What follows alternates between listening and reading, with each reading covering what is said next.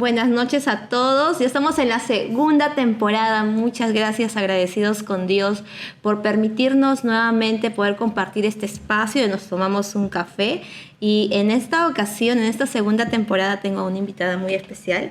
Permítanme presentarles a la hermana Ruth Hurtado, que el día de hoy vamos a estar teniendo una conversación muy amena, muy íntima. ¿Cómo decirlo? Un tema un poco escondido, que a veces ahí se va escondiendo preguntas en nuestro corazón, y el día de hoy vamos revelando esas preguntas. Bienvenida, hermana Ruth.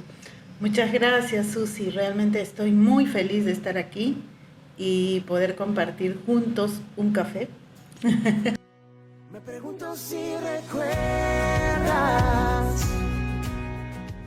Sí, yo también estoy muy contenta de poder compartir este café con usted y revelando algunas preguntas que yo le conversaba por interno, ¿no? Que son necesarias y tal vez ahí a la luz de la palabra ir. Es tarde para Dios, que tal vez una mujer que viene después de sus luchas, tal vez de una caída muy fuerte, y de pronto dice, ¿será tarde para mí? ¿Para Dios será tarde? Lo maravilloso es que Dios no es igual a nosotros, en primer lugar.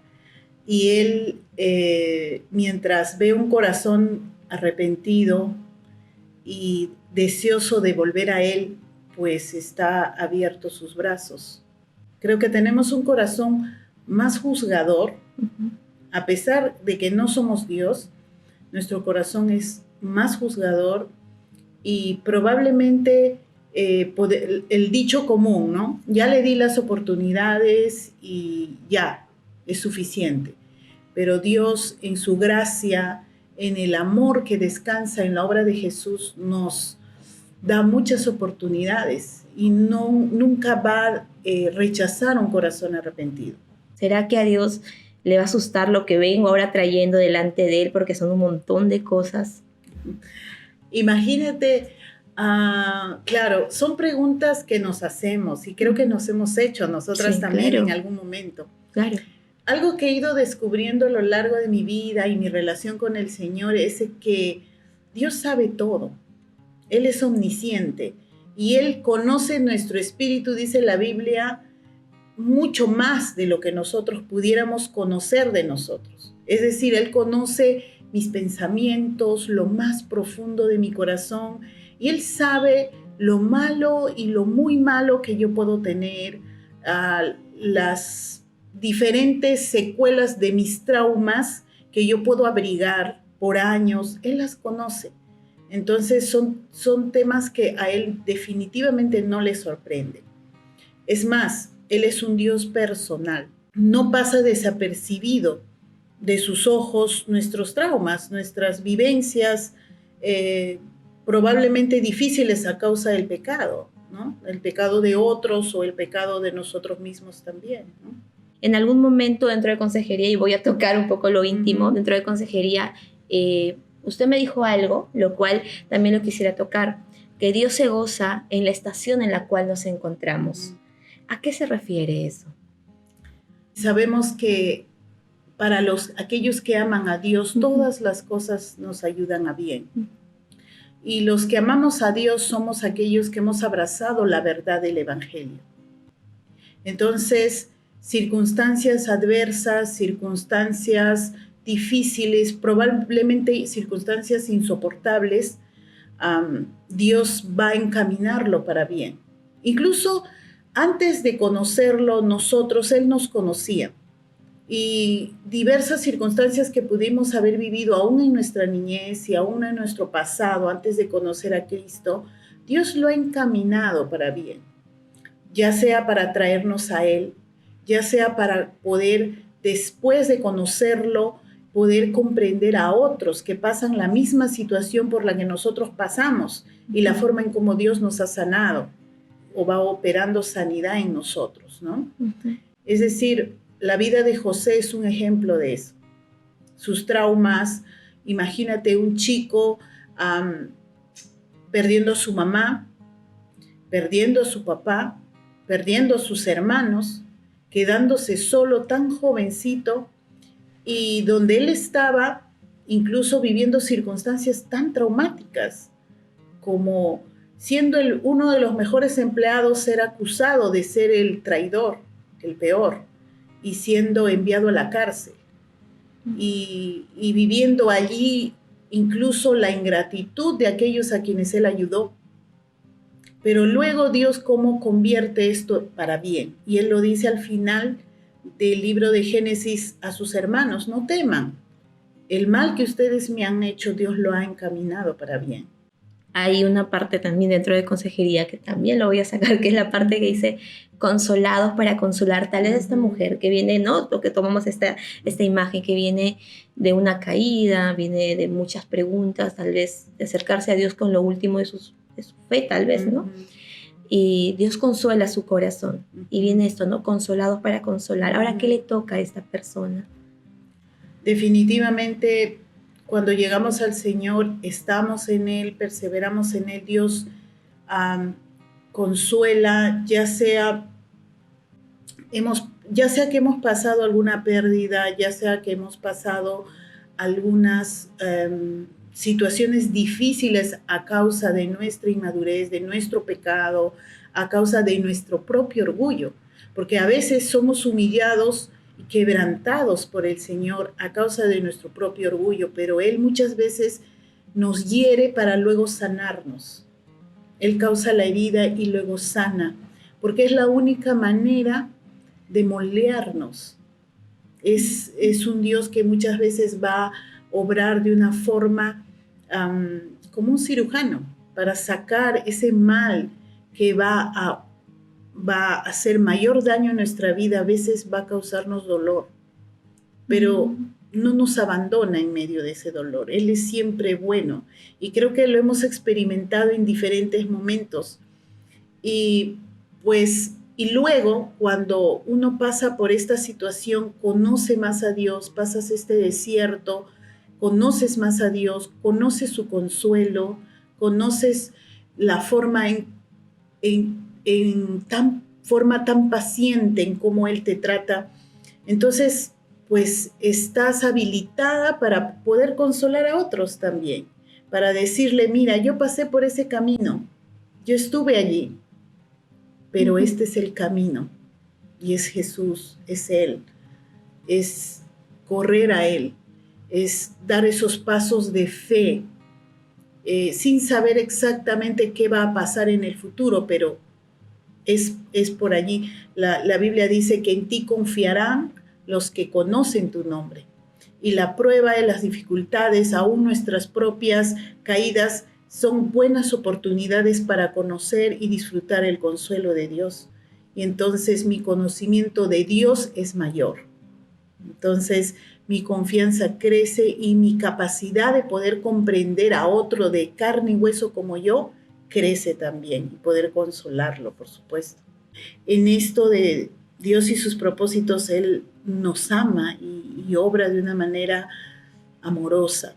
Ruth Hurtado, como tal, ¿cuál es la experiencia con Dios que a usted de alguna forma te ha hecho, no sé, experimentar así como que el amor de Dios así a flor de piel? ¿Cuál ha sido esa experiencia?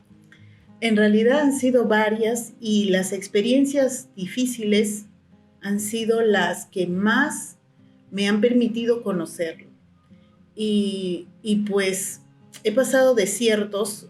Recuerdo cuando antes de casarme con mi esposo, bueno, mucho antes, pasé un desierto, una situación bastante difícil en mi vida personal, y pues atesoro ese tiempo porque Dios me permitió conocerlo como que sus pensamientos y sus planes son mejores que los míos.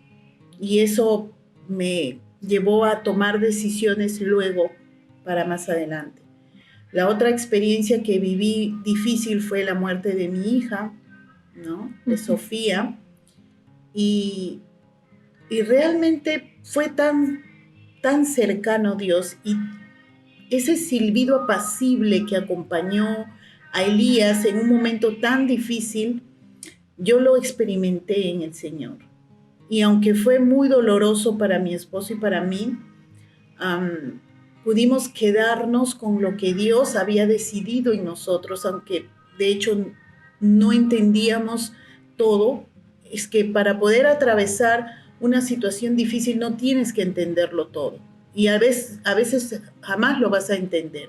Pero el confiar en que Dios es sabio y más sabio que uno puede descansar en eso, ¿no? Y yo he podido experimentar desde las palabras, por ejemplo, de un médico, cuando yo me senté frente a él y me dijo, ¿cuántos hijos tienes? Y yo le dije 2. Y él me dijo, tú no tienes 2, tú tienes 4. Y Dios decidió darte 2 aquí y llevarse a 2 al cielo. Yo no sé si ese doctor era cristiano o no era cristiano, pero realmente sus palabras me hicieron situarme. Y es cierto, es Dios decidiendo de una forma que, pues, en este momento no lo entiendo, me causa mucho dolor, pero sé que Él es sabio y Él sabe lo que está haciendo. La experiencia bonita es el conocerlo más y profundizar más en Él en situaciones difíciles. Sí, comparto eso porque también ustedes se acuerdan, ¿no? Cuando yo llegué a su casa con la consejería, las últimas creo, llegué y yo decía, yo creo que me voy a morir, le decía a la hermana Ruth, porque tengo esto, decía, y yo me acuerdo que esos momentos difíciles que pasé, han sido los momentos que más experimenté a Dios y los momentos que más me ha llevado a saborear, ¿no? Y a ver, y a saborear es estar ahí como que a los pies de la cruz. Uh-huh. Y es muy bonito lo que usted justo comparte. Uh-huh. La otra parte que quisiera que nos comparta ya en este pequeño podcast es que ahí escuchando a otras personas que me hablan sobre usted, ¿no? Entonces, hay algo que siempre escuché en varias... Sí, yo investigo bastante, yo leo a las personas, sí. Entonces, hay algo que siempre se ha repetido en varias chicas, o sea, la mayoría son de mi edad, entonces, con las que yo comparto, con la mayoría de ellas, hay algo que siempre me dicen que usted les ha dicho. La hermana Ruth dice que tenemos que amar a nuestro prójimo en su diseño original. Ay, voy a preguntarle. Bueno, es un consejo que doy porque pues yo trato de practicarlo y realmente funciona muy bien en mi caso, de valorar a la persona en el diseño que Dios les ha dado. Es decir, somos creados a la imagen y semejanza de Dios. Entonces, ese diseño, esa creación a su imagen y semejanza nos da el valor que Dios ha decidido darnos. Entonces la persona que está a mi lado es imagen de Dios, ¿no? Entonces esto me permite pues valorarlo como tal, ¿no? Y Dios nos ha hecho diferentes y eso es lo bonito, lo hermoso. Dios no ha tenido una idea y ha hecho a todos de la misma forma. Dios ha decidido crear personas extrovertidas, introvertidas, personas que observan y meditan, otros que lo dicen, y diferentes formas. Ajá. Y he llegado a apreciar, porque realmente yo no era así. Yo era una persona muy juzgadora y queriendo que las personas entren a un molde que yo pensaba que deberían estar. Uh-huh. Dios en su gracia me ha ido enseñando a través de lágrimas y dolor, pero a través también de su palabra, de cómo Dios nos ha diseñado, nos ha creado diferentes y pues tenemos que valorarlo como tal, por el diseño que Dios ha decidido por cada uno, ¿no? Y relacionarnos de esa forma, ¿no? Yo no puedo buscar que las personas encajen a un molde que yo quiero. El único molde al que nosotros debemos encajar todos es al del Señor, ¿no? Es el carácter de Jesús, todos imitando y siendo formados a ese diseño perfecto que es el de Jesús, no al mío, ni al de nadie. Ni al de nadie.